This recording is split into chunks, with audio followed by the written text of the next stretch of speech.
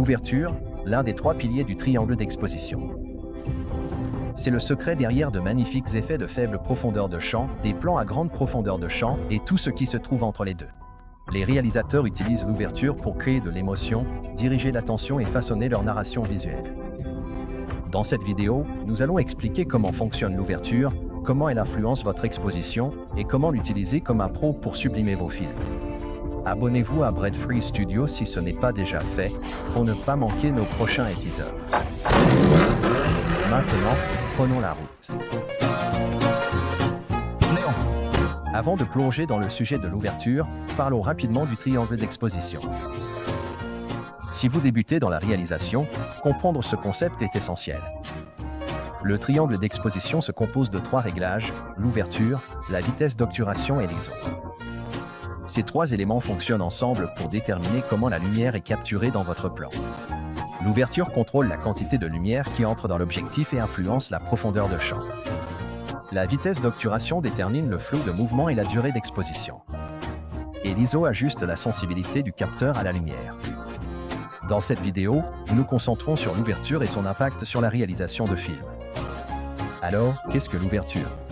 L'ouverture se mesure en valeur de diaphragme, appelée f-stop. Plus le chiffre f est bas, comme f1.4 ou f2.8, plus l'ouverture de l'objectif est grande, ce qui laisse entrer plus de lumière et crée une profondeur de champ plus faible. Plus le chiffre f est élevé, comme f11 ou f16, plus l'ouverture est petite, ce qui laisse entrer moins de lumière et produit une profondeur de champ plus grande. Mais qu'est-ce que cela signifie pour la réalisation de films? Explorons les trois catégories d'ouverture en fonction de leurs effets sur la profondeur de champ et l'exposition. Premièrement, la grande ouverture. Une grande ouverture, comme f1.4 ou f2.8, crée une faible profondeur de champ où seule une petite partie de l'image est nette tandis que l'arrière-plan est magnifiquement flou. C'est souvent utilisé pour attirer l'attention sur un sujet et créer un sentiment d'intimité. Dans The Wife, une faible profondeur de champ est utilisée pour cadrer l'introspection de Joan Castleman et son tourment émotionnel après la mort de Joe Castleman. Alors qu'elle traverse son deuil, l'arrière-plan s'estompe dans le flou, l'isolant visuellement du reste du monde. Cette technique nous maintient enfermés dans son état émotionnel, rendant le moment profondément personnel et immersif. Le manque de netteté à l'arrière-plan reflète son trouble intérieur. Le succès littéraire de son mari a défini tout son univers, et maintenant, en son absence, elle est obligée d'affronter sa propre identité et ses regrets. La faible profondeur de champ permet de saisir chaque frémissement d'émotion sur son visage, nous plongeant encore plus dans sa douleur.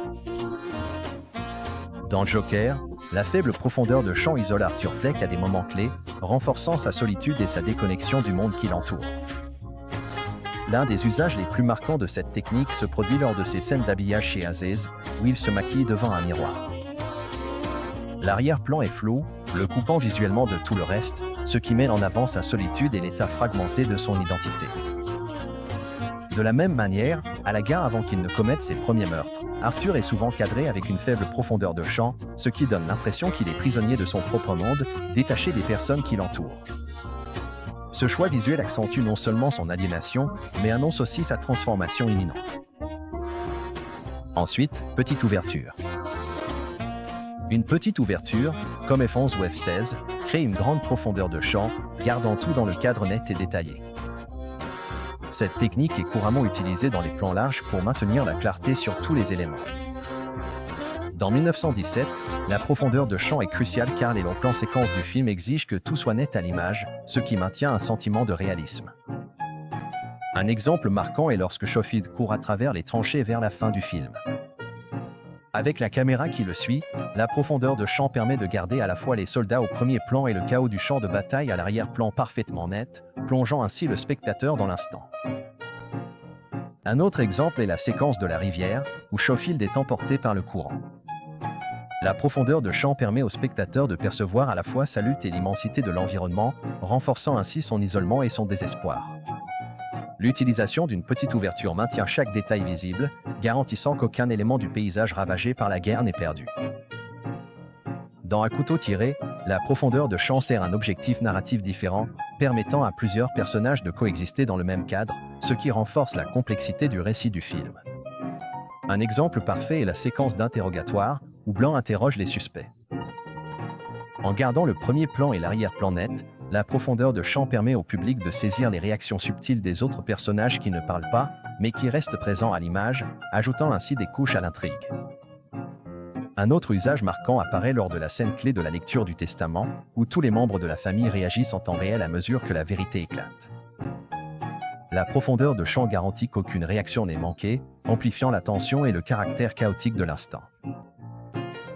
Cette technique fait écho aux films policiers classiques, où chaque élément du cadre reste important et captivant.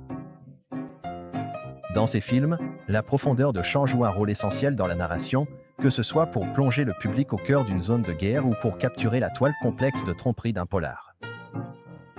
Passons maintenant à l'ouverture moyenne. Avant d'aller plus loin, si vous trouvez cette vidéo utile, n'hésitez pas à mettre un like. Abonnez-vous à Breadfree Studio si ce n'est pas déjà fait.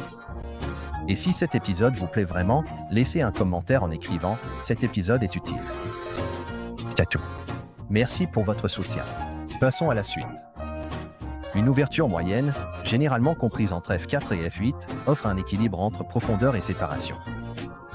Elle permet de garder les personnages bien nets tout en conservant suffisamment de détails à l'arrière-plan pour donner du contexte, sans pour autant trop flouter l'environnement. Christopher Nolan utilise fréquemment une ouverture moyenne dans Inception afin de garder à la fois l'action au premier plan et les éléments en arrière-plan bien visibles. C'est essentiel dans les séquences de rêve, où le monde lui-même fait partie de la narration. En gardant plusieurs plans nets, le public perçoit la réalité superposée du monde onirique tout en restant impliqué dans les dialogues. Martin Scorsese utilise des ouvertures moyennes dans The Irishman pour conserver la clarté lors des interactions entre plusieurs personnages. Les conversations se déroulent naturellement, avec plusieurs visages nets, immergeant le spectateur dans l'attention et les sous-entendus entre les personnages. Cette technique renforce le rythme méthodique du film, où chaque regard et chaque réaction subtile ont leur importance. Noah Baumbach utilise une ouverture moyenne dans une scène cruciale du tribunal dans Marriage Story pour équilibrer la mise au point entre les principaux intervenants, les avocats et les tensions émotionnelles entre Charlie et Nicole. Alors que les avocats dominent la conversation, l'ouverture moyenne permet à Charlie et Nicole de rester légèrement nets à l'arrière-plan, nous permettant de saisir leurs réactions subtiles. Cette technique maintient le public attentif à l'évolution de leurs émotions, à leurs regards de frustration, de tristesse ou d'incrédulité, sans détourner l'attention du débat juridique animé. L'arrière-plan légèrement flouté renforce la froideur et l'aspect procédural de la salle d'audience, en contraste avec la bataille profondément personnelle qui se joue entre eux. L'ouverture moyenne est le choix privilégié des réalisateurs qui souhaitent maintenir l'engagement sur plusieurs plans de mise au point. Elle offre de la clarté sans isolement excessif, permettant au public de saisir à la fois la dynamique des personnages et la narration environnementale en même temps. Alors, comment décider quelle ouverture utiliser? Demandez-vous, sur quoi voulez-vous que le public se concentre? Si ce sont les émotions d'un personnage, utilisez une grande ouverture pour une faible profondeur de champ. Si vous avez besoin que tout le cadre soit net, optez pour une petite ouverture. Si vous devez équilibrer plusieurs sujets, une ouverture moyenne est votre meilleure option. L'ouverture n'est pas qu'un simple réglage technique. C'est un véritable outil de narration. La maîtriser vous donnera un contrôle total sur la façon dont votre public vivra votre film. Comprendre l'ouverture change la donne pour les réalisateurs. Que vous créiez des moments intimes avec une faible profondeur de champ ou que vous utilisiez une grande profondeur de champ pour instaurer de la tension, le bon réglage d'ouverture peut sublimer votre narration. Si cette vidéo vous a été utile, cliquez sur le bouton j'aime, abonnez-vous pour plus de conseils sur le cinéma et restez à l'écoute pour notre prochaine vidéo sur la vitesse d'obturation. On se retrouve dans le prochain épisode. Allez, bien. Merci.